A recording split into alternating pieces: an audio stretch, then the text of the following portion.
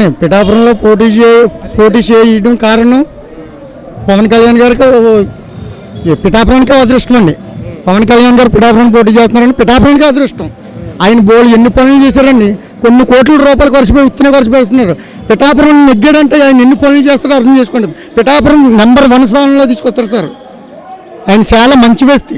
పిఠాపురాన్ని చాలా అదృష్టం చేసుకుంది ఏ రోజున ఆయన పోటీ చేస్తున్న కారణం నిజంగా పవన్ కళ్యాణ్ గారు. పిఠాపురంలో అభివృద్ధి జరిగిందా జరగలేదా గత 10 ఏళ్ల నుంచి? పిఠాపురం నుంచి నెగ్గిన వాళ్ళు ఎవరు కూడా ఒకసారి కనపడి వెళ్ళిపోయిన వాళ్ళే కానీ ఎప్పుడు పనులు చేసిన వాళ్ళు ఎప్పుడు కనపడలేదండి సార్. నిజంగా మటుకు ఇప్పుడు నెగ్గకపోయినా జరగ కొన్ని వేల పనులు చేస్తున్నారు పవన్ కళ్యాణ్ గారు. నిజంగా నెగ్గుంటే పిఠాపురం అదృష్టం చేసుకున్నట్టేనండి, అదృష్టం చేసుకున్నట్టే. అప్పుడు పోటీ చేస్తున్నా నెగ్గేస్తాడు కూడా. పిఠాపురం అదృష్టం చేసుకుని కొన్ని వేల పనులు చేస్తాడండి. పిఠాపురం మీద పెడతారు దృష్టి అంతా. పవన్ కళ్యాణ్ గారు ఇక్కడ గెలిస్తే ఇక్కడ ప్రజలు ఏం కోరుకుంటున్నారు? ఆయన అభివృద్ధి చేస్తారని నమ్మకంతో ఉన్నారండి.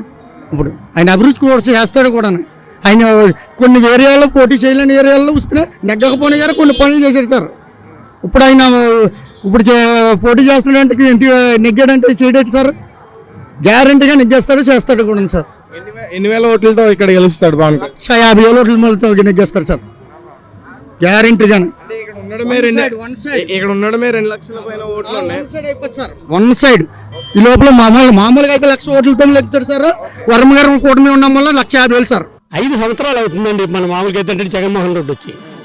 ఏమండి ₹1 ఎత్తరండి 10 రూపాయలు అక్కుపోతున్నాడు. ₹1 ఎత్తరండి 10 రూపాయలు అక్కుపోతున్నానండి. ఏంటండి ఏ రూపంలో లాక్కెళ్తున్నాడు? ఏ రూపంలోనండి? ప్రేదంటే కరెంట్ బిల్లు మీద అయితేనే మొత్తం అందరూ తిని సామాన్ల మీద అండి, నిత్యవారి వస్తువుల మీద ₹1 ఎత్తనాడండి. అమ్మఒడి అంటున్నాడండి, 2 సంవత్సరాలు ఇచ్చాడు. ఏంటండి ఇంత పొడుగు ఇవాళ ఆంధ్రప్రదేశ్ 13,00,000 కోట్లు ఇవాళ అప్పుల్లో మునిగిపోయిందండి. అంటే ఒక్కో బురకాకి 2,50,000 ఉందండి అప్పు. ఆ అప్పు ఎవరు ఇస్తాడండి? జగన్మోహన్ రెడ్డి గారు ₹1 ఎత్తలు 10 రూపాయలు పడిపోతున్నాడు. ఏం చేస్తాడంటే తప్పంతా పోగొట్టుకుని విదేశాల మీద తోలిపోతాడండి. ఏట్ల మీద? కమెంటర్ల మీద 30 కమెంటర్ల తోలిపోడండి. సరే, నేను క్వశ్చన్ అడుగుతాను, దానికి సమాధానం చెప్పండి. ఒకవేళ ఇప్పుడు పవన్ కళ్యాణ్ గారు ఓడిపోతే ఆ నింద వర్మ గారి మీద పడుతుందా? ఆ మాట ఎప్పుడు అనుకోండి. 1,00,000 ఓట్ల మీద అండి, 1,00,000 ఓట్ల మీద ఓడిపోతాడన్న మాట రావద్దండి. 6,000 అండి ఊరు ఓటింగ్, 5,000 ఓటు పడుతుందండి. 6,000 అండి ఊరు ఓటింగ్, 5,000 పడుతుంది పవన్ కళ్యాణ్కి. 1 కేజీ వెళ్తుందండి. దేనికి వెళ్తే చెప్పండి. ప్యానకండి వాళ్ళు ఎంత గుంజుకొని ఇది వెళ్తుందండి. ఈవేళ చూసారా, ముందు మీరు అన్నారు నాయకులు, గొప్ప నాయకులు అంతా కూడా పిఠాపురం మీద ఉందండి. ఎలాగంటే ₹1 కట్టలు కూడా తొలగించేస్తారండి. రూపాయలు తీసేసుకోమంటున్నాం మేము. వద్దమ్మా, ఆ దెబ్బ మన దెబ్బది, ఇదమ్మా దెబ్బ మన దెబ్బది.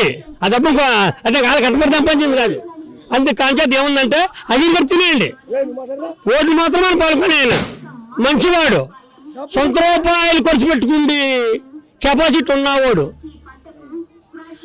ఏంటండి ఆ కంశత్వం మీద ఇవాళ పిఠాపురం ఆయన చేసి 1,00,000 ఓట్ల మెజార్టీ వస్తుందండి. వర్మ గారి గురించి అడిగితే ఏం చెప్తారు సమాధానం? వర్మ గారి గురించి అడిగితే ఏం చెప్తారు సమాధానం? ఎవరు అడుగుతారండి? నేను అడుగుతా. మీరు అడిగితేనండి. ఒక్క మాట అండి, ఇప్పుడు ఎలాగంటే చంద్రబాబు నాయుడు గారు ఇచ్చిన ఆదేశాల ప్రకారంగా వర్మ గారు కొట్టుపడ్డారండి. మాట నిలబెట్టుకున్నాడండి. దొంగ రాజకీయాలు చేయలేదండి మా కోపుల్లాగా. రాజు అండి ఆయన మాట మీద నిలబడ్డాడు. రాజు మా కోపులు డబ్బు కావాలన్న వాళ్ళకి ఏమండి గంటకో మొత్తం మారుతారండి మా కోపులు. అది అసలు మీకు చెప్పలేక నేను. అందరికీ నమస్తే అండి. వీరమహిళల ఏళ్ల సుజాతని మాట్లాడుచున్నాను.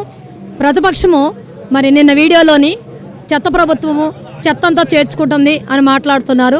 ఆ చెత్తకి పన్నేసి చెత్త ప్రభుత్వాన్ని తీసేయడానికి ఈరోజు చెత్త ప్రోగ్రాం పెట్టుకున్నామండి. ఈ చెత్త అంతా ఊడ్చివేసాము. మరి దివ్యాంగులకు కూడా నిజమే, రియల్ స్టోరీ ఇది.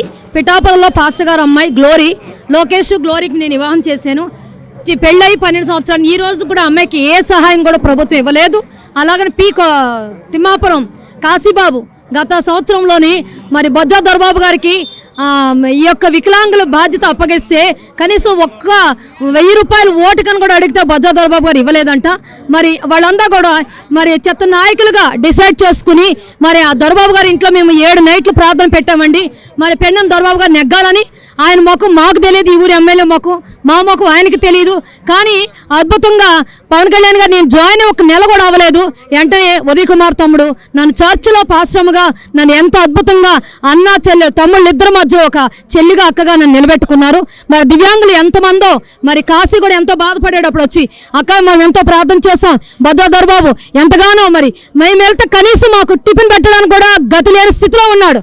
ఆ చెత్త ప్రభుత్వం వచ్చి అందరికి చెత్త జల్లేసి ఈ రోజు ఎప్పుడు వెళ్ళిపోద్దా ఆ ప్రభుత్వం, ఈ రియల్ సాక్ష్యాలు ఇవేమి స్కిట్లు కాదు, రాసుకుని కాదండి, ఈ యొక్క హృదయంలోంచి వచ్చినవి. మరి కొత్త ప్రభుత్వం మారాలని మా గుండెలో ఉన్న బాధ. దివ్యాంగురాలు ఈ కుమార్తె గారిని దివ్యాంగురాలకి 2 కాళ్ళేన అమ్మాయి గ్లోరీ మరి సువత్రాజు గారు మరదలకి నా చర్చిలో నిలబడి నేను పెళ్లి చేశాను. ఇప్పటికీ హ్యాపీగా కాపురం చేసుకోవడం. ఆ అమ్మాయికి ఒక బాబు పాప పుట్టారు. మరి అలాగనే ఈ చెత్త కార్యక్రమాలు అన్ని కూడా ఎందుకు పెట్టామంటే వాళ్ళు మాట్లాడే చెత్త మాట కనీసం చెత్త కూడా ఎత్తుకోవడానికి కూడా లేకుండా ప్రభుత్వం ఓడిపోతుంది. నిజంగా సీఎం అవుతారు, ఎందుకు అవరు? ఎమ్మెల్యే మా ఊరు పిఠాపురానికి మాకు ఎంతో సంతోషం, డెవలప్ అవ్వడానికి ఎమ్మెల్యేగా ఇప్పుడు చూస్తున్నాము. మరి సీఎం అవ్వడానికే కదా ఆయన అన్ని 21 మరి ఎమ్మెల్యేలు కూడా మెజార్టీలో గెలుస్తారు. మా కృషి 15 ఏళ్ల నుంచి కూడా మన పిల్లలందరూ ఏడుస్తూ అమ్మగారు మీరు ప్రార్థన చేయండి అని వచ్చినప్పుడు ఈసారి 21కి కూడా మెజార్టీ వస్తుందని నేను చెప్తూ ఉన్నాము. మరి ఎంతగానో మరి ఈ యొక్క జనసేన పార్టీ యొక్క మహిమను, ఆ యొక్క ఏంటంటే అభివృద్ధిని, ఆ యొక్క మెజార్టీని కూడా త్వరలోనే చూస్తారు. ప్రతిపక్షం చెప్తున్నాను కదా, ఈ ఊరి ఎమ్మెల్యే ఎలా ఉంటాడో నాకు తెలియదు.